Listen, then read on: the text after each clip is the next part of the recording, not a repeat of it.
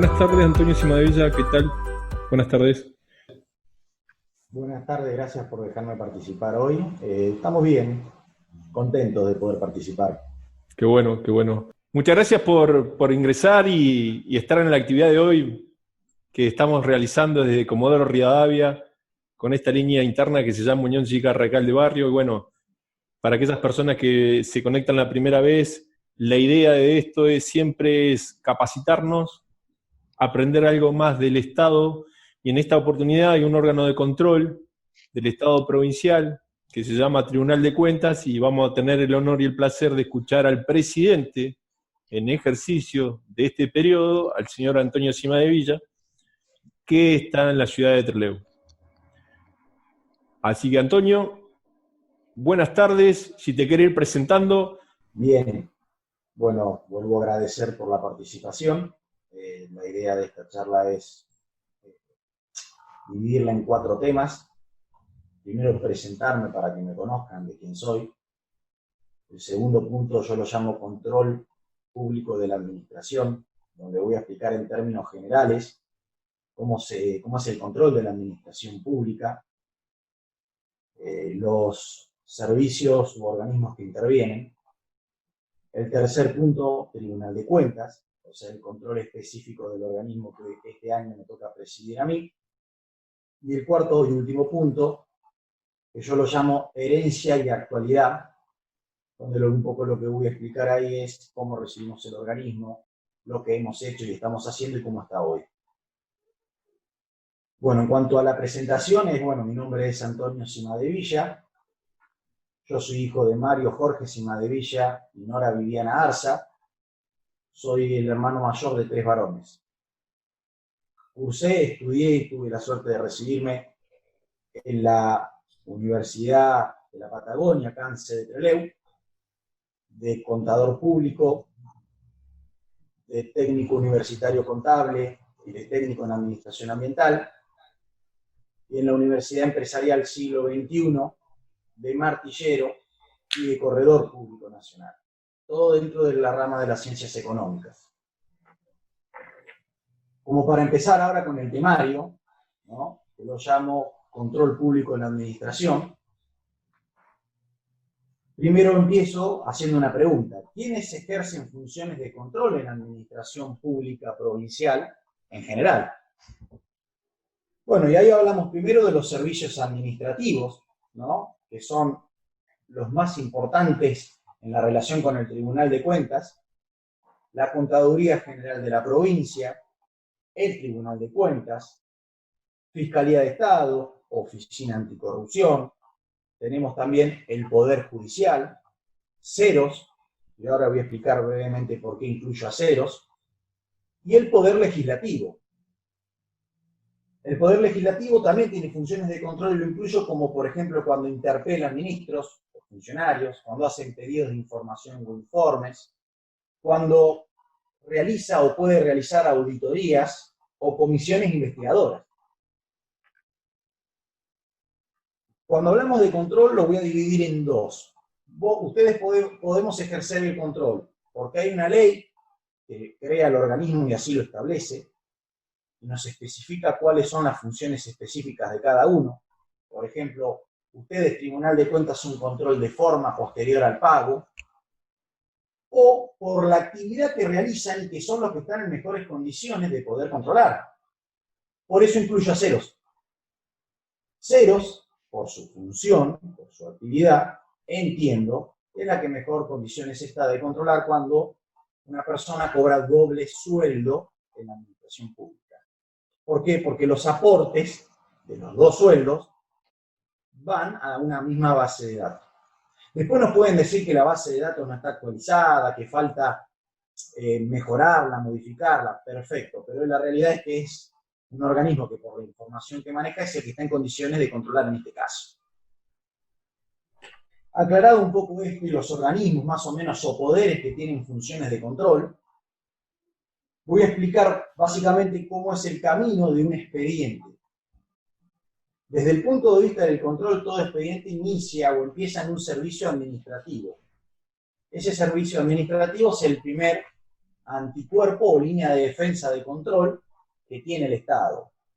Porque ese servicio administrativo debe cumplir con la normativa vigente. Es decir, que si es por licitación pública, se cumpla por licitación pública y esté esa documentación, que si es por contratación o concurso privado, se cumpla con esa reglamentación también y esté la documentación que debe estar. O sea, es la primera línea de defensa que tenemos. Una vez superado o pasado el servicio administrativo, el expediente llega a la Contaduría General de la provincia, donde lo que hace es un control interno previo al pago. Luego autoriza ese pago y una vez pagado finaliza el expediente, que ahí recién llega al Tribunal de Cuentas. Entonces acá el primer punto y análisis que hay que hacer de este caminito del expediente en estos tres organismos, Servicio Administrativo, Contaduría General de la Provincia y Tribunal de Cuentas, es que si queríamos evitar la irregularidad, se evita hasta el momento en el que se produce el pago. Porque una vez que se paga, se perfecciona, se materializa esa irregularidad. O sea, el fondo público se fue. Y una vez que se pagó, recién ahí llega al Tribunal de Cuentas para hacer un control de forma legal, documental, numérico, contable, dice la ley, posterior al pago. Es decir, nosotros analizamos los expedientes y los hechos una vez que se consumaron. ¿Por qué insisto con esto? Porque muchas veces he escuchado hijos de vecinos, ¿no? Ciudadanos en general, o también funcionarios, algunos que están hace mucho en la vida política, de Chubut, escuchar decir que la responsabilidad podría ser del Tribunal de Cuentas cuando suceden irregularidades de este tipo. La realidad es que no se conoce entonces cuál es el control real de la administración pública y en particular del Tribunal de Cuentas, porque el expediente llegó cuando el hecho ya se consumó, cuando la irregularidad ya se perfeccionó. Lo nuestro es otro tipo de control, que no quiere decir que con el control que hacemos nosotros no se puedan detectar con posterioridad irregularidades, como pasó en este caso la semana pasada, cuando presentamos una denuncia de obra pública en las comunas. Pero fíjense, estamos hablando de algunos años atrás, por otras cuestiones que después voy a explicar, pero que la obra pública ya se pagó, porque es un control, como les digo, posterior al pago. Básicamente, como para que se entienda, un expediente qué documentación mínima debe contener y que el Tribunal de Cuentas exige. Bueno, toda actuación administrativa tiene que tener el pedido de necesidad, la autorización por el superior, la orden de compra, que debe estar sellada, ese es un control formal también, la factura que debe ser original y tiene que estar conformada, el recibo de pago, y en caso de bienes de capital, bienes inventariables, además la planilla de alta de inventario, ¿no? Después, si es un concurso, una licitación privada, una licitación pública, se va agregando documentación. Puede ser una planilla de invitación, puede ser el acta de apertura, puede ser una constancia de adjudicación, si es una licitación pública, el pliego de bases y condiciones. Por ejemplo, hoy que veo que Teresa está anotando, le recomiendo ver el artículo 408 del 2000 del Tribunal de Cuentas, donde muestra lo que debe contener un expediente a la hora de rendirlo al Tribunal de Cuentas. Si es un recibo de sueldo, lo que se va a controlar, bueno, el recibo de sueldo debe tener el legajo del personal y también los comprobantes de depósito de haberes o de aportes patronales y retenciones personales en caso que tenga, como por ejemplo impuesto a las ganancias. O sea, como verán, es un control de forma el nuestro, de legalidad. Hoy decíamos que el camino de un expediente es servicio administrativo, contaduría, Tribunal de Cuentas. Servicio administrativo, básicamente, para que se entienda, hablamos de los jefes de las distintas jurisdicciones que son los responsables de rendir cuentas al tribunal, decíamos, ¿no? ¿Cuál es la tarea que tienen a cargo, a grandes rasgos? Intervenir en la preparación y gestión del presupuesto, por ejemplo, recaudar los recursos a aquellos organismos que deben recaudar, por ejemplo los descentralizados, las municipalidades, tramitar las contrataciones necesarias, por ejemplo, para que el servicio funcione, poner a disposición del Tribunal de Cuentas mensualmente la rendición de cuentas debidamente documentada, ¿no? También otro es, por ejemplo, ordenar el pago de estas contrataciones. Después, como digo, contaduría controla y autoriza o no el pago. Quiero dejar algo para, si acá hay alguien del servicio administrativo o que conoce personal que trabaja en el servicio administrativo, en cuanto a la responsabilidad. Porque lo que acá no se dice es que cuando suceden determinados hechos de corrupción o irregularidades, ¿quién tiene la responsabilidad? ¿No? Bueno, se instaló en la sociedad que es el Tribunal de Cuentas que yo vengo a explicar acá, lo he dicho más una vez, que no es así, o no es tan así, pero que en su momento explicó bien, si mal no recuerdo, Miguel Arena, el procurador general, que son los estamentos intermedios, aquellos que están en condiciones de hacer un control más de fondo, y no de forma. Hablamos de los servicios administrativos en principio. Entonces yo les quiero dar una información como para que ellos puedan resguardar su responsabilidad, cuidarse. Artículo, por ejemplo, 25 de la ley nuestra, una partecita voy a leer solamente que dice que los funcionarios y empleados que reciban órdenes de hacer o de no hacer deberán advertir por escrito a su respectivo superior sobre toda posible infracción que traiga aparejado ese cumplimiento de esa orden. O sea, cuando un ministro o un superior o el gobernador le da una orden, si el jefe del servicio administrativo o el responsable del servicio administrativo cree que eso es desviarse de la norma, debe informarlo por escrito para empezar a limitar su responsabilidad. Ahora, si entiende además que acá puede haber un delito, le sugiero que lea el artículo 262 del Código Procesal Penal, donde dice que deben todos los funcionarios públicos, tienen la obligación de denunciar ante la justicia, más allá si además quieren hacérselo por escrito o no al superior. Porque, ¿qué pasa? Si usted no lo deja escrito esto, el responsable del servicio administrativo, la responsabilidad cae sobre ellos, en principio. Entonces, nada, quería dejar este dato, que muchos a veces trabajan en los servicios administrativos y los desconocen. Y terminan siendo responsables, en verdad, de decisiones de un superior, ¿no? Después del servicio administrativo decíamos que el expediente pasaba a la Contaduría General de la provincia. Muy rápido y básico lo que voy a decir. Un artículo que es el 217, de la Constitución Provincial, que justamente habla de la función de la Contaduría, que dice que le corresponde a la Contaduría el registro y control interno previo. Es decir, un control interno previo al pago. Y es quien autoriza el pago con arreglo a la ley de presupuesto y a las leyes especiales. Una vez que se paga, como decíamos, va al Tribunal de Cuentas. Antes de empezar con el tercer punto del temario, que es el Tribunal de Cuentas, también decir básicamente cuáles son las funciones de otro organismo que es muy importante, que es la Oficina Anticorrupción, como bien lo indica el nombre. La Oficina Anticorrupción es la encargada de velar, dice la ley, por la prevención e investigación de conductas contra la corrupción o posibles irregularidades. Esto es muy importante y que a veces no se dice.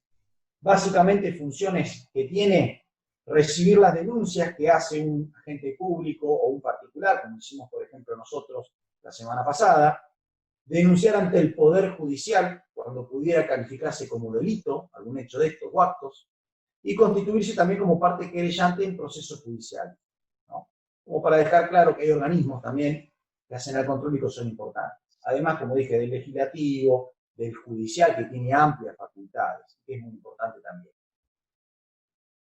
Bien, dejado claro esto en términos generales, pasamos al Tribunal de Cuentas, que está regulado en la Ley 5, número 71, o como se la conocía antes, la 4139. Primero vamos Contador, ¿puedo hacer una intervención de acuerdo a lo que usted estaba diciendo recién con respecto a la responsabilidad que tienen o tenemos los servicios administrativos cuando se inicia un expediente y se paga y demás, ¿no? Uh-huh. Yo lo escuchaba a usted, bueno, a mí me tocó, lamentablemente, en su momento ser parte de esto, y cuando yo advertí esta cuestión, obviamente uno recibe todo tipo de calificativos y demás, y cuando uno es empleado es a veces muy difícil, porque no encuentra los medios para poder defenderse, ni que lo defiendan o que lo protejan. Yo pasé de ser tesorera en su momento hasta a terminar en un archivo sin tener nada para hacer por haber advertido esto. Y no encontré ningún abogado que me defendiera ni nadie. Y lo busqué, no es que no lo busqué, estoy hablando de hace más o menos unos 9 años atrás. Y cuando uno los escucha por ahí dice, sí, está todo bonito, es todo la ley, todo lo que usted me quiera decir, pero a la hora de los hechos y la realidad, lamentablemente no pasa lo mismo. Entonces por ahí a veces lo que nosotros como parte de un sector administrativo, lo que a veces reclamamos generalmente cuando vienen los revisores es decirles que traten de por ahí estar un poquito más encima. Yo entiendo que también la cuestión política surge en todos los ámbitos, pero a veces eso hace que los superiores entiendan que hay límites que no pueden pasar. Realmente le puedo asegurar que uno se siente muy desprotegido, por más que sepa que hay leyes que lo pueden amparar. La pasa mal uno, realmente, la pasa mal. Gracias. Tiene toda la razón y no creo que sea la única persona que le ha pasado lo que cuenta que le pasó. La realidad es que el superior puede obligar, digamos, a que usted cumpla la orden, pero que le reciba la notita, de que usted le advirtió que puede haber ahí una transgresión a la norma. ¿Qué pasa si el día de mañana explota, como se dice, y hay una denuncia penal? Usted está, en principio, resguardada de responsabilidad. ¿Se entiende? Yo sé que hay impresiones políticas de que muchas veces no creo que le quieran firmar esa notita, y que por lo general dicen, bueno, si vos no lo querés hacer, busco otro que diga que sí. Y siempre hay otro, encuentran otro, que dice que sí firma.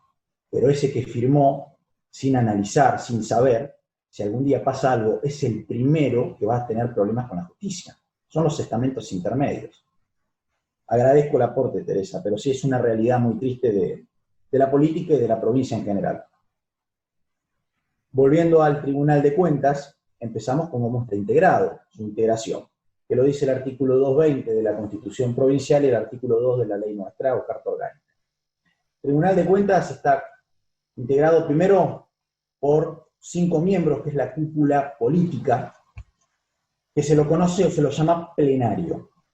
Luego están los contadores fiscales, esto es muy parecido a la justicia, digamos. El plenario seríamos los jueces, o como jueces pero de cuentas. Después vienen los contadores fiscales, que serían los fiscales. Después vienen los jefes de las fiscalías, relatores, subrelatores fiscales y así. También tenemos obviamente un servicio administrativo, mesa de entrada, secretaría letrada o escribanía, como le decimos, y un staff de apoyo o asesores, compuesto por abogados e ingenieros. ¿Cómo se eligen los miembros? Bueno, 2 son a propuesta del Poder Ejecutivo con acuerdo del Poder Legislativo y duran en sus cargos mientras dure su buena conducta, o sea, son inamovibles, perpetuos. Y los otros 3 son elegidos por la legislatura, 1 a propuesta del bloque mayoritario y los otros 2 a propuesta de las minorías. Si hay 2 minorías, 1 cada uno, y si hay una única minoría, elige 2. Dentro de estos 5 vocales, 2 deben ser abogados y 3 contadores públicos. Entonces, de los 2 permanentes que elige el Ejecutivo con acuerdo de la legislatura, uno es contador y el otro abogado, y de los 3 que elige el Poder Legislativo, uno es abogado y los otros 2 son contadores públicos. Generalmente, el que tiene el bloque mayoritario es el que elige primero, por lo cual si elige un abogado, los otros 2 bloques minoritarios deben sí o sí elegir contadores públicos. Yo entré por el Partido Radical, como la segunda minoría, como contador público. La presidencia se ejerce anualmente, entonces este año le tocó al radicalismo, me tocó a mí, y se rota anualmente entre los vocales. Estos 3 vocales elegidos por el Poder Legislativo duran 6 años y pueden ser reelegidos de manera indefinida. En cuanto a la jurisdicción o la competencia que tenemos nosotros para controlar, es al Poder Ejecutivo, al Poder Legislativo, al Poder Judicial, a las municipalidades que no están sujetas a nuestro control, es decir, aquellas que no tienen un tribunal de cuentas propio o municipal, como Comodoro o Trelew, y aquellos beneficiarios de subsidios, ya sean provinciales o nacionales. Yo acá quiero hacer una aclaración, es muy personal mía, y no es a modo de generar ningún tipo de conflicto con los tribunales de cuentas ni de Trelew ni de Comodoro. Pero para mí no son tribunales de cuentas, son auditorías municipales. Y voy a explicar básicamente por qué. Por el concepto de lo que es tribunal. ¿Qué significa tribunal? Bueno, tribunal, dos definiciones les voy a dar del diccionario, básicas. Significa lugar destinado a los jueces para administrar justicia y dictar sentencias. Dictar sentencias. La segunda definición, junta de jueces que concurren a dar sentencias. Sentencias. Entonces, un tribunal es aquel que lleva adelante juicios, ¿no? Entiendo que tanto el de Comodoro como el de Trelew no llevan adelante juicios de cuenta o responsabilidad como hacemos nosotros, sino que lo que hacen es recomendar. Por lo tanto, no es lo mismo recomendar que enjuiciar. ¿Se entiende? No, creo que se entiende, ¿no? Entonces, para mí, en lo personal, debería llamarse auditoría de Comodoro y auditoría de Trelew, porque no tienen juicios de cuenta y de responsabilidad. Solo recomiendan, no enjuician. Bien, seguimos. En cuanto a las funciones que tenemos. Hay un montón de funciones, tanto en la Constitución provincial como en la Carta Orgánica, que de manera taxativa, que no vale la pena enumerarlas a todas, como, no sé, interpretar leyes, asesorar, dictar sobre la cuenta de inversión, enjuiciar, tanto en juicios de cuenta como de responsabilidad. Yo lo que hice fue agruparlas como para que se entienda en 4 grandes funciones, que para mí son las más importantes que tenemos, porque son las que constantemente estamos aplicando. Ellas son el control posterior al pago, la vista previa, las declaraciones juradas que deben presentar los funcionarios, y los juicios de cuenta y responsabilidad. Antonio. ¿Qué tal, Pablo? Bien. Hace poco, el año pasado, el Tribunal de Cuentas nuestro condenó, o sea, tomó una resolución con respecto a 2 exintendentes, ¿sí? Se les hizo un juicio de responsabilidad y eso se elevó a la justicia. De hecho, está tramitando en la justicia el caso de una adjudicación de tierras en el ejido de Comodoro Rivadavia. Los 2 intendentes que están involucrados en la temática son tanto el exintendente Bussi como Di Pierro. Y en ese caso las actuaciones las tomó el Tribunal de Cuentas nuestro. Por eso digo, a ver, está bueno el planteo que vos haces, pero la realidad nos está indicando, por ejemplo, en el caso de Comodoro, estos juicios de responsabilidad, ¿sí? Que se han efectuado y con sanciones pecuniarias, ¿no? Estamos hablando montos superiores a los 2 millones de pesos, en este caso puntual de esta situación. Perfecto. No sé si lo tenías, ese antecedente, Antonio. La aclaración, yo tenía entendido, de lo que hablábamos con los colegas, que ninguno de los tribunales municipales tenían en su carta orgánica regulado, reglamentado el juicio de cuentas y de responsabilidad, y que solo recomendaban, lo cual es, la recomendación está perfecto, pero hacia la auditoría y no al tribunal en sí. Bueno, y el otro punto, hace muchos años, un contador general de la municipalidad también fue sancionado. Acá aprovecho que está Marcelito. El contador Meregén también tuvo un juicio de responsabilidad y fue sancionado y apartado del cargo, ¿no? Porque era contador general. Omar Meregén. Omar Meregén. O sea que digo que hay antecedentes, digamos, ¿no? No, por supuesto. Si está regulado en la Carta Orgánica y se aplica, entonces es un tribunal. Sí. Inclusive en su propia ordenanza de creación. Perfecto. ¿Sí? Lo único que no está, digamos, estipulado es la falta grave de los funcionarios públicos ante los incumplimientos. Pero en este caso, cuando se inició este juicio de responsabilidad por la enajenación de patrimonio del Estado público, en este caso tierras, se llegó a esa instancia. Perfecto. Agradezco muchísimo. Nada más era la aclaración, Antonio. Lo importante es que se quede aclarado esto, que el tribunal es aquel que enjuicia, por lo cual si Comodoro enjuicia, entonces está bien llamado tribunal, Y si solo recomienda y no enjuicia, es auditoría municipal. Es auditoría, perfecto. Tengo entendido que Trelew es auditoría, pero puede que este dato no lo tenga y ellos sí también tengan en la carta orgánica. Lo que pasa es que yo como Trelew lo tengo más presente y estoy seguro que no, que recomienda. Pero agradezco la aclaración y el dato, Pablo. Bien, seguíamos con las funciones. Habíamos dicho control posterior al pago, vista previa, declaraciones juradas de bienes, y la última justamente el juicio de cuentas y de responsabilidad.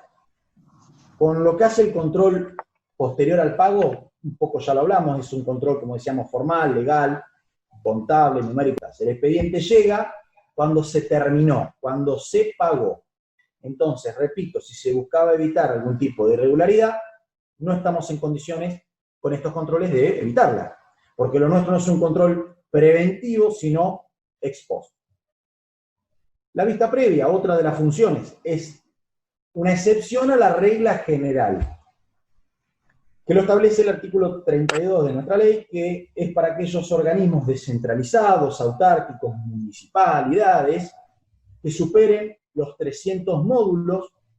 Previo a su adjudicación, debe pasar por el Tribunal de Cuentas para un análisis previo. Un análisis previo y técnico. ¿De quién? De los ingenieros, de los abogados y de los contadores fiscales. Pueden surgir dos cosas, que se ha observado o que no. Si se observa, vuelve al organismo de origen para que sean subsanados, y si no, corren con responsabilidad hasta tal vez judicial. Y si no tiene observaciones, vuelve al organismo de origen, donde va de vuelta al servicio administrativo, donde después vuelve a la contaduría que controla y autoriza el pago, y después vuelve de vuelta al tribunal. O sea, vuelve después a la regla general, aplicarse la regla general. Y después tenemos las declaraciones juradas de bienes que exige el artículo 222 de la Constitución Provincial y la Ley de Ética Pública, que dice que todo funcionario, ya sea judicial, ejecutivo, legislativo o que administre bienes, debe presentar ante el Tribunal de Cuentas una declaración jurada de sus bienes. La ley habla de tres momentos: el momento de inicio, el momento de cese y cuando hay una variación patrimonial. Debo aclarar que la variación patrimonial solo la conoce el funcionario. Para los tres casos se tienen 45 días hábiles para presentar ante el Tribunal de Cuentas la declaración jurada.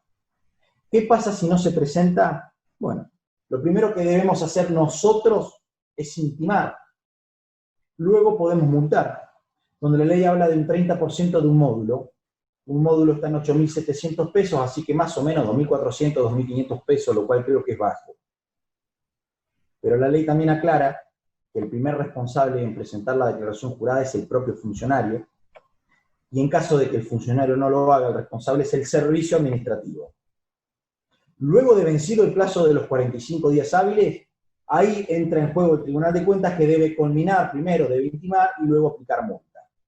Si esto persiste, puede avisársele al superior o informar a la justicia. Las declaraciones juradas son para guarda, las tenemos para la guarda, es secreto, podríamos decir, pero se puede publicitar. ¿Cuándo? Lo dice el artículo 28 de la Ley de Ética Pública, cuando lo pide un juez en un proceso penal, o a pedido del interesado, o cuando lo pide, por ejemplo, el Poder Legislativo en una investigación. Y después tenemos la cuarta función, como decíamos, las sanciones pecuniarias, que lo vamos a dividir en dos. Por un lado las multas, y por otro lado los juicios de cuenta y juicios de responsabilidad. Las multas, básicamente las dividimos en tres. Se pueden producir cuando hay una violación a una norma, una transgresión a una norma, se aplica una multa, que puede ser en un juicio de cuentas, en un juicio de responsabilidad o no, que es hasta 2 módulos. Por desobediencia, cuando se recomienda o se solicita alguna información y no se cumple, que es hasta el 50% de un módulo. Fíjense que estamos hablando de algo bajo, 4.300 pesos más o menos, ¿no? 4.350 pesos. Y la otra es cuando no rinden las cuentas, ¿no? Cuando no rinden cuentas, primero se lo conmina, pasado el plazo de conminación se lo puede multar, que también es hasta el 50% de un valor módulo, que también es bajo, ¿no? O sea, nosotros sí queremos. nosotros, si queremos empezar a tomar medidas correctivas, es que tal vez habría que cambiar la ley de ética pública, que es un poco benévola, y actualizar las multas del Tribunal de Cuentas, por ejemplo. Y lo segundo, dentro de las sanciones pecuniarias, además de las multas, como dijimos, son los juicios de cuentas y de responsabilidad.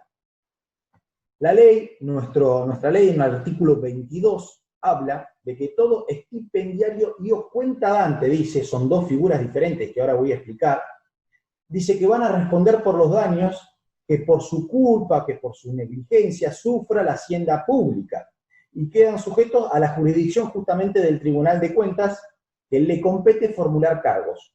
El cargo es justamente una sanción pecuniaria. Como decíamos, dos figuras habla la ley en su artículo 22. Cuentadante por un lado, estipendiario por el otro. ¿Qué es el cuentadante? El que tiene la responsabilidad de rendir cuentas, el servicio administrativo prácticamente. Es un mandatario que lo que hace es prestar su rendición de cuentas al tribunal. Rinde cuentas. Y el estipendiario es todo aquel sujeto que por un hecho, por un acto o por una omisión, produce un daño en la administración pública, a la hacienda pública. Puede ser el cuentadante, que en su rendición de cuentas hubo una malversación y generó un daño, o puede ser un funcionario cualquiera, que volcó, por ejemplo, un auto, chocó un auto oficial, se da mucho en los policías, cuando pierden el arma reglamentaria, o los chalecos antibalas, por ejemplo, ¿no? Entonces ahí están planteados los dos juicios. El de cuentas, que entran los cuentadantes, y el de responsabilidad, que entran los estipendiarios.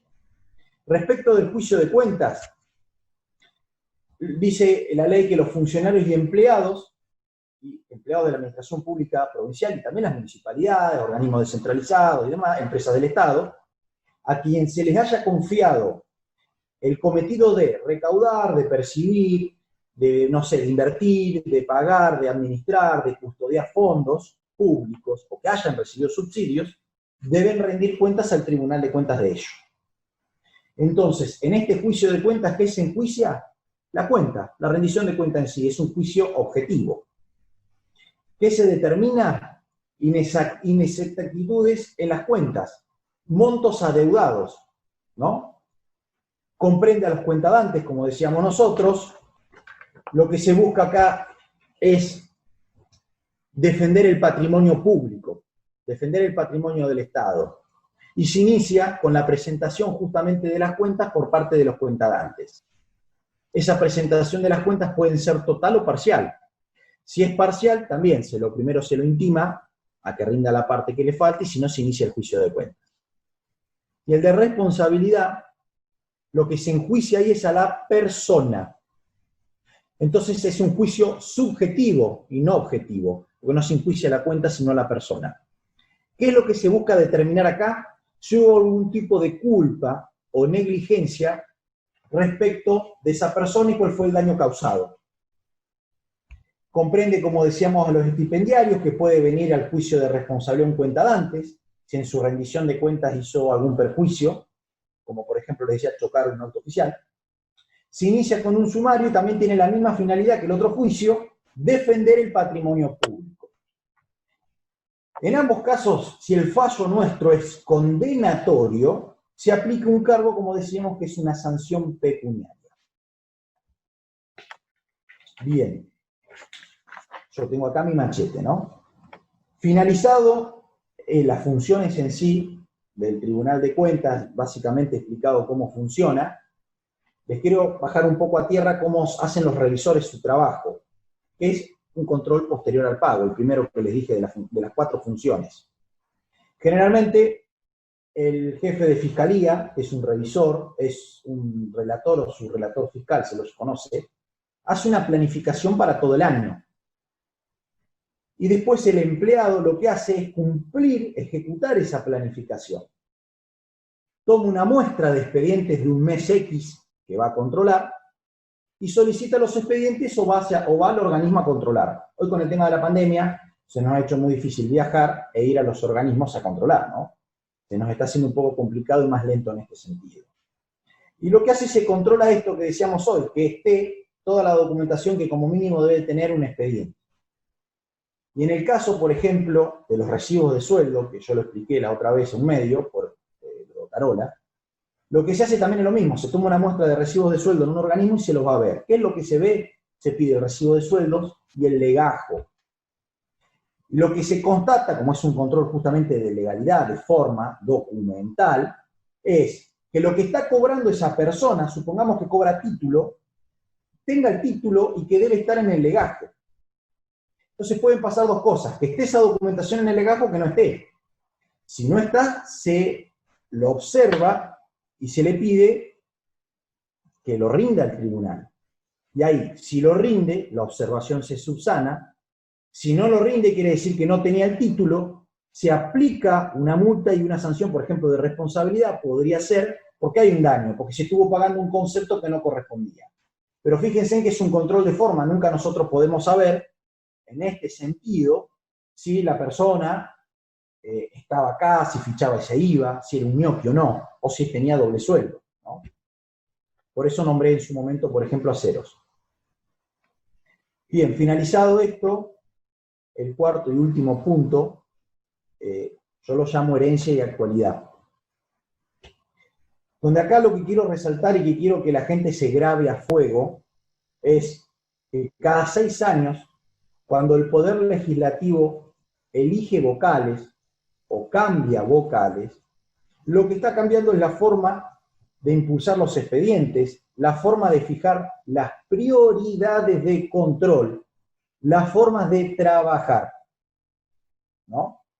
Por ejemplo, nosotros cuando asumimos, fines de marzo del año pasado, del 19, fijamos como prioridades en el plenario controlar la obra pública, exigirle a la clase política, a los funcionarios, que cumplan con la ley, que cumplan con la Constitución y presenten las declaraciones juradas de bienes, y también poner al día al tribunal porque lo recibimos súper atrasado. Para ello tomamos algunas medidas. Por ejemplo, se creó la Fiscalía de Obra Pública, se creó el Departamento de Auditoría Interna, apuntando a la mejora continua, que nos diga realmente cuáles eran las fortalezas y debilidades que teníamos nosotros para tomar la medida correctiva, y así lo fuimos haciendo, y empezamos a obtener buenos resultados. Se descomprimieron algunas fiscalías, que fue la de municipios, comunas y subsidios. ¿Qué quiere decir esto? Antes, los municipios y comunas todos estaban en una misma fiscalía. Eran un montón, imagínense, para poca gente, por lo cual abarcaba mucho, se controlaba poco. En el sentido no del empleado que trabaja bien, porque el empleado del Tribunal de Cuentas trabaja bien y está capacitado, sino que eran muchísimos organismos para poca gente. Lo que hicimos fue descomprimirlo, dejamos en la Fiscalía de Municipios los municipios grandes, creamos la Fiscalía 12 donde llevamos a las comunas. De las comunas, de esa Fiscalía 12, surge la denuncia que hicimos nosotros la semana pasada en la Oficina Anticorrupción. Entonces vaya que las decisiones que estamos tomando empiezan a dar frutos. También se promovieron jefes jóvenes.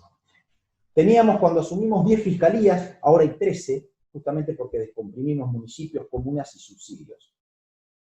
Ahí promovimos jefes profesionales jóvenes, de las cuales la mayoría fueron mujeres, como por ejemplo en la Fiscalía 13, en la Fiscalía 11 y en la Fiscalía 12.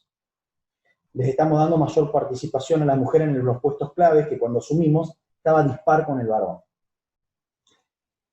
También pusimos énfasis, además de la obra pública, en viajar a lo largo y ancho de la provincia, controlando y asesorando a las comunas, porque ustedes les pueden preguntar a los jefes comunales, sobre todo los que están lejos de Rawson, no en el valle, sino en el interior, bien en el interior, en el medio de la provincia, en el sur, en el norte, que no sé, el Tribunal de Cuentas no estaba yendo mucho, estaba ausente, ¿no? Y en el interior sabemos que tienen problemas para armar los expedientes por falta a veces de conocimiento, no de dolo. No es que actúan con dolo, sino a veces por una cuestión de negligencia, de falta de conocimiento, ¿no? Sin mala intención.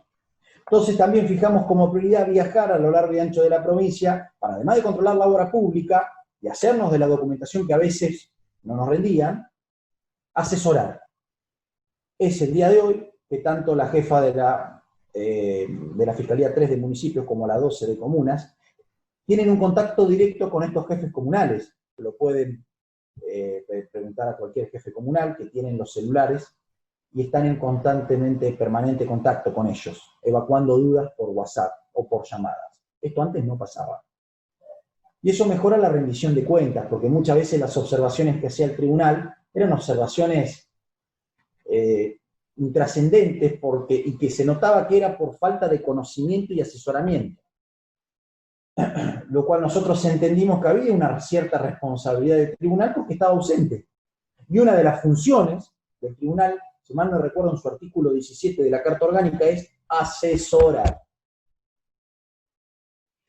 Otra del trabajo que nos comprometimos a llevar adelante fue lograr un control más concomitante, es decir, más cerca, más actualizado. Para ello creamos lo que se llamó el estado de situación de los expedientes, donde les pedimos un doble esfuerzo a los jefes de las fiscalías y a todos los empleados, de que los expedientes del año 2018 para abajo se empiecen a sacar, se empiecen ya a trabajar y a sacar con el impulso del presidente, más allá de ver lo corriente, ¿no? Es decir, un doble esfuerzo. ¿Por qué? Porque nos encontramos con un Tribunal de Cuentas muy atrasado, pero muy atrasado en las cuentas. Después también otra de las prioridades que nos fijamos fue exigirles a los funcionarios públicos, como les decía, la presentación de las declaraciones juradas de bienes, de los cuales tengo algunos datos para compartir. Por ejemplo, en el 2019, cuando nosotros asumimos, registramos 921, y en este año 2020, un año muy particular, donde tuvimos que suspender los plazos por la pandemia, ya van 554. A comparación del año 2018, por ejemplo, que fue otra gestión que no le dio prioridad a esto, hizo solo 302. O sea, fíjense que triplicamos el año siguiente y en este año ya vamos casi a doblegarlas. También otra de las del trabajo que nos propusimos y que estamos haciendo, y tenemos todo esto documentado. Por ejemplo, lo que yo le digo de suprimir las fiscalías del municipio y controlar la obra pública está en el acta número 2 del año 2019, en el acta de plenario, o sea, todo documentado. Otra de las cosas fue exigir a los organismos públicos que se cumpla con las contrataciones en el Estado, es decir, que se cumpla con la regla general que exige la Ley de Administración Pública Financiera, en su artículo 94, que es que la regla general es por licitación pública, señores, y la excepción es la contratación directa. Excepción que establece el artículo 95, inciso C, que hay un montón. ¿Qué estaba pasando en el Estado ya hace varios años? Que la regla general había sido la contratación directa y la excepción la licitación pública, cuando en verdad es al revés. Y nosotros de a poco empezamos a corregir eso. Por ejemplo, dictámenes, el número 35, dictamen el número 36 de este año, por ejemplo, les doy números claros para que vean que todo está documentado. Nosotros vinieron contrataciones directas que entendimos que no eran así y las rechazamos diciendo usted tiene que hacer licitación pública. Es una práctica que ya viene y que estamos tratando también de mejorar. Sigo viendo un poco mi machete para tratar de no olvidarme de nada. Y bueno, como último, la denuncia, que fue otra de las cosas que hicimos y que presentamos en la Oficina Anticorrupción la semana pasada. La denuncia cuenta de 1.538 fojas, entre documentación, pruebas e informes que hizo el tribunal, donde encontramos un montón de, nosotros le llamamos observaciones, o vamos a hablar de presuntas irregularidades, presuntos delitos, presuntas incompatibilidades. Una es la incompatibilidad por parte del representante técnico que es contratado por la comuna, que a su vez contrata a una empresa constructora que es la de él. Es decir, el gerente de la empresa es el representante técnico, por lo cual se estaba contratando al mismo, se estaba controlando a él mismo y se estaba pagando a él mismo. Otra de las observaciones que detectamos fue que los certificados de obra en más de una oportunidad se pagaron 2 veces y que eran firmados por el jefe comunal, por el representante técnico, que era el gerente de la constructora, y por la apoderada de la SRL que, de acuerdo a los datos que nosotros pudimos chequear y cruzar con la Inspección General de Justicia, sería la mujer del representante técnico. También vimos que se hizo por adjudicación directa la obra. Los jefes comunales les decían a los revisores cuando fuimos a las comunas, a estas 7, 8 comunas aproximadamente son, que se habían hecho por concurso, algunos nos decían eso, pero nunca nos adjuntaron antecedentes de ningún tipo, por lo cual entendemos que fue directo. Y por los montos, algunas de ellas se deberían haber hecho por concurso privado o por licitación privada o licitación pública. Faltas de garantías también en la contratación, encontramos que eso es una cuestión muy específica de la Ley de Obra Pública, que tiene que hacerse una póliza de seguro, de caución o fondo de reparo. Faltaban las actas final de obra en aquellas obras que se terminaron, pero también hubo obras que se pagaron al 100% y que no se terminaron. Todas se destinaban a gimnasios, plazas, iluminación, de ingreso a los pueblos. También encontramos que el representante técnico se encontraba matriculado o registrado en el Colegio Profesional de Ingeniería, pero como técnico mecánico. Además de que después la matrícula se la dieron de baja por falta de pago hace años, ¿no? Además. Como técnico mecánico no podía hacerse cargo de obras. Debe ser ingeniero, por ejemplo, o arquitecto, por lo cual también hay una observación. Y la última, también grave, entiendo, o importante, facturas apócrifas, evasión fiscal. Facturas apócrifas o truchas tanto del representante técnico que facturaba a la comuna por la prestación de sus honorarios, como también factura apócrifa de la constructora por la obra. Por lo cual nosotros entendemos, o al menos yo entiendo, que Oficina Anticorrupción va a presentar esto en la justicia y que se va a dividir en dos. Por un lado va a ir al Ministerio Público Fiscal y por otro lado al federal por las facturas apócrifas. Para ir cerrando, otra de las que le llamo herencia, de las cosas que nosotros heredamos, recibimos del tribunal, además de expedientes atrasados, de que no se miraba la obra pública, o por lo menos no era prioridad, que no era prioridad las declaraciones de los funcionarios públicos, encontramos que todas las fiscalías trabajaban con criterios diferentes. No estamos hablando del criterio profesional, estamos hablando del criterio operativo administrativo. Por ejemplo, hay informes internos que se producen, que se llaman informes preliminares. Algunas fiscalías las producían cada 2 meses, otras lo producían cada 3 meses, otros cada 4, otros cada 6, y otros solo cuando había observaciones en el organismo. Imagínense, un desorden total, ¿no? Donde también está documentado en los informes de auditoría, el informe 1 nomás, ya de auditoría, dice, se observó que los legajos del ejercicio fueron elaborados de diferentes maneras, que ese es otro ejemplo, y en el informe 3 de auditoría dice que se observó que las fiscalías utilizan criterios disímiles en relación a los procedimientos empleados para el desarrollo de las tareas. O sea, todo lo que estoy diciendo está documentado, es decir, no había una mirada seria, comprometida hacia adentro del tribunal. No sé qué hicieron, no sé cuáles fueron las actividades y qué pasó. De los que manejaron el tribunal, que no fueron todos, porque el plenario estaba dividido en ese entonces, no todos pensaban igual, hubo oficialismo y oposición. También de atraso en los expedientes, no se viajaba, como le decíamos, no se asesoraba, y se suprimió la Fiscalía de Recursos. La Constitución dice que nosotros tenemos que controlar la legitimidad de lo ingresado y lo invertido. Estamos tratando de cumplir de la mejor manera posible, pero la gestión anterior además suprimió la Fiscalía de Recursos. O sea, la fusionó con otra, que es uno de los problemas que teníamos y que teníamos antes con la Fiscalía de Municipios, que la suprimimos, la desdoblamos y empezamos a obtener buenos resultados. De a poco vamos haciendo los cambios que creemos necesarios para ir fortaleciéndonos internamente. Porque si nosotros lo que queremos es un control efectivo, primero tenemos que estar fuertes nosotros internamente. Y no lo estábamos. Bueno, esto es más o menos cómo está hoy el tribunal y las conclusiones.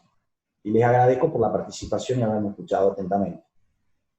Bueno, Antonio Sima de Villa, muchas gracias por la exposición.